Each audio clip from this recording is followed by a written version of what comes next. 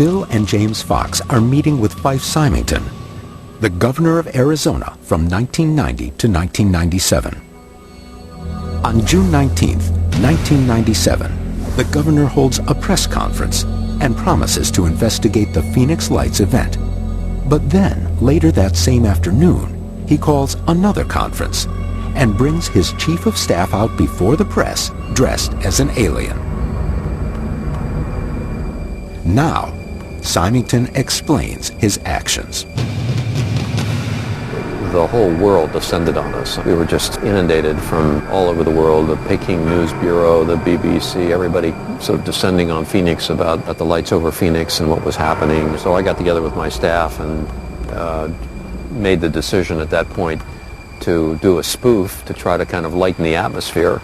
But I didn't realize I was going to offend so many people. I was just simply trying to kind of add some levity to this atmosphere, which I thought was really starting to get a little too hyped up, a little over the top. Too much hysteria. You've said repeatedly that you pursued all these avenues to get to the bottom of what was going on in Phoenix in March of 1997. What were those avenues, Governor, and how did you pursue them? I asked my staff to call the commanding officer at Luke Air Force Base and to call the head of the Department of Public Safety and the general who was in charge of our guard to try to find out what it was. And the Air Force totally blanked us. They just said we have no comment. That was it. No comment. Not we don't know, but no comment. We have no comment. That's unacceptable, though, isn't it? I mean, that's just not acceptable. You have to know what flies around in your airspace, right?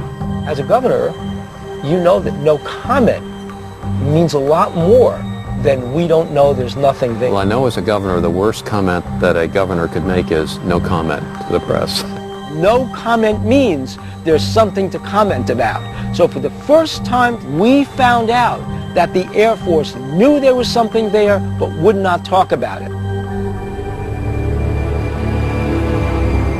In 2006, Governor Symington agrees to be interviewed for James's documentary, Beyond the Blue, and drops a bombshell on camera. A lot of people saw it in Maricopa County, and I saw it too.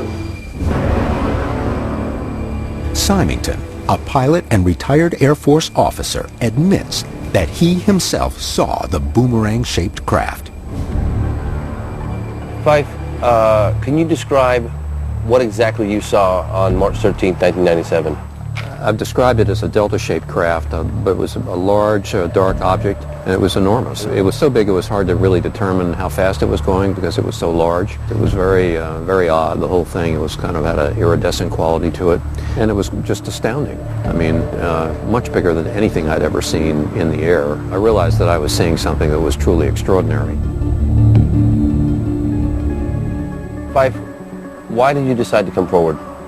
I figured, well, enough time has passed, and I can see that there are a bunch of people that are really angry with me for what I did, so this is really an opportunity right now to set the record straight. I'm no longer governor, and I'm just a Joe citizen, and I don't want people to be, who are my constituents, to be upset with me for something that really I'm on the same page.